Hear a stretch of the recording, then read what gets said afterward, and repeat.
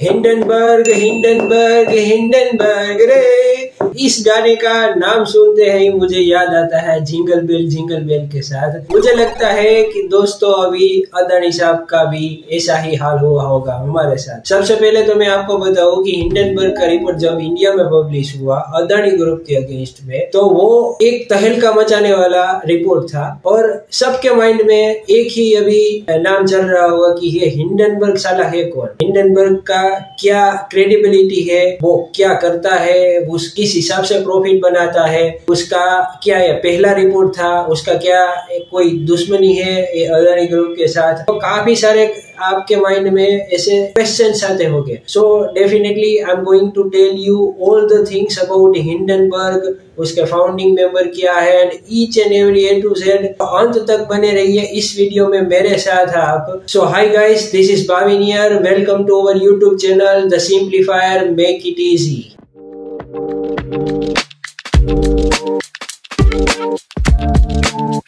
So the question number first is, what is Hindenburg? Hindenburg Research LLC is an investment research firm है जो short selling करके अपना profit बनाती है, जिसके फाउंडिंग पर्सन है मिस्टर नाथन एंडरसन, जो CFA एंड CAIA क्वालिफाइड है एंड उसका ज्यादातर जो रिपोर्ट्स होते हैं वो फोरेंसिक की उसकी टीम होती है, वो बनाती है और वो मोस्टली प्रोटेक्ट करते हैं इन्वेस्टर्स को और एक्सपोज करते हैं फ्रॉड्स को, जो उसकी प्रोसेस है। And by this process they used to keep their short selling position and by that way they are making their business and profit. 2020 के बाद अभी तक 30 कंपनीज पे उसने रिपोर्ट्स निकाल दिया है और इंटरेस्टिंग बात वो है कि रिपोर्ट्स पब्लिश होने के immediately next day he 15 to 20% जो स्टॉक प्राइसेस है जो इस कंपनी के ऊपर उसने रिपोर्ट पब्लिश किया है उसका डिक्लाइनिंग देखने को मिला है। And one more interesting thing is next 6 month में सेम कंपनीज के स्टॉक प्राइस पे 26% की एवरेज गिरावट जो कंपनी का स्टॉक प्राइस है वो लुढ़कने को मिला है। वेरी फेमस निकोला पे उसने रिपोर्ट पब्लिश किया था और रिपोर्ट पब्लिश करने के बाद स्टॉक प्राइस में इवन 94% तक भी करेक्शन निकालने को मिला है। सो in nutshell, I must say that this is not the first time experience for the Hindenburg Research LLC company to publish any exposing frauds and publish such sort of report. So उसने अपनी पूरी तैयारी करके पूरी forensic auditing की team के साथ एक डिटेल रिसर्च रिपोर्ट पब्लिश किया है अदानी ग्रुप के सामने, जिसमें उसने मेंशन किया है 88 क्वेश्चंस। अभी देखते हैं कि अदानी ग्रुप के जो चेयरमैन है मिस्टर गौतम अदानी, वो उसके सामने क्या खुलासा करते हैं, क्या उसका एक्सप्लेनेशंस रिपोर्ट करते हैं। And if they will be right and if Adani group can give proper sustainable answers, then definitely they will file suit against Hindenburg Research Company in my personal opinion because it have been affected to their goodwill. So वो तो वक्त की बात है, वक्त का तहेजा है, वक्त ही खुलासा करेगा। हम और आप तो सिर्फ बात कर सकते हैं और अंदाजा ही लगा सकते हैं। यूएस डिपार्टमेंट भी अभी इन्वेस्टिगेशन कर रहा है कि हिंडनबर्ग रिसर्च LLC करके जो कंपनी है वो शॉर्ट सेलिंग का कोई मिसयूज तो नहीं कर रही, कोई इनसाइडर ट्रेडिंग में तो नहीं है। जैसे कि फॉर एग्जांपल हिंडनबर्ग कोई भी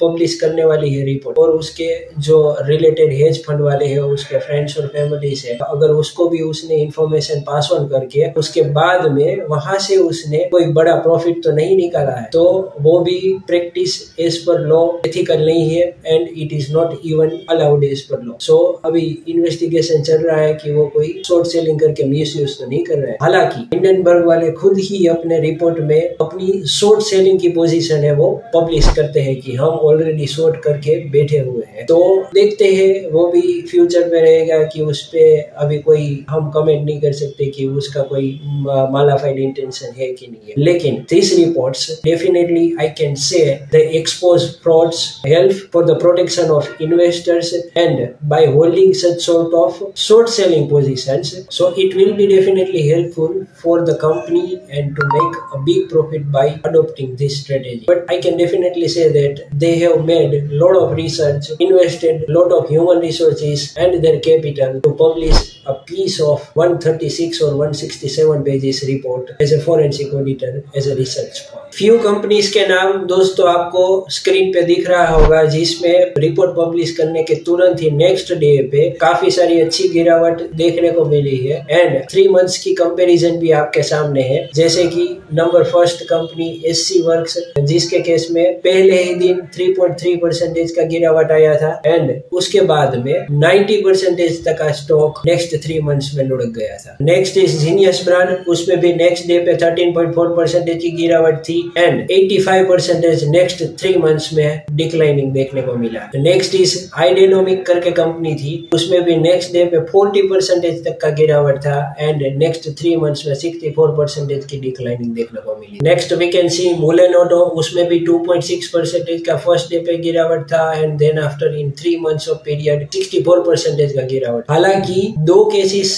जो वेरी फेमस है, उसके अंदर हिंडनबर्ग कंपनी ने रिपोर्ट पब्लिश करने के बाद फर्स्ट डे पे -4% का गिरावट था, जिसमें ड्राफ्ट किंग है, और उसके बाद में इमीडिएटली उसको in the passage of 3 months 19% का बेनिफिट भी हुआ है कंपनी का। और अनदर एग्जांपल अगर हम लेते हैं फेमस से, तो न्यू पैसिफिक मेटल करके था, उसका रिपोर्ट पब्लिश करने के तुरंत उसके बाद 19% तक का उसका पॉजिटिव रिस्पॉन्स भी था and in the period of 3 months उसका 30% तक का बेनिफिट हुआ था। तो मेजोरिटी केस में अगर हम देखा जाए, मोर देन 75% हिंडनबर्ग की रिसर्च रिपोर्ट ने उसको बेनिफिट करवाया है और स्टॉक प्राइसिंग में डिक्लाइनिंग देखने को मिला है। वेरी फ्यू केसेस में इवन कंपनी का बेनिफिट भी हुआ है, वो जो होता है वो बाय फ्लूक होता है, अदरवाइज उसकी क्रेडिबिलिटी और रिसर्च रिपोर्ट टीम सब कुछ बेहतर है और वो अपना पूरा अंदाजा लगा के पूरा एविडेंसेस कलेक्ट करके ही वो रिसर्च रिपोर्ट पब्लिश करते हैं। Even Mr Warren Buffett, who is famous investor, he used to study his research report and he believes in that. So दोस्तों,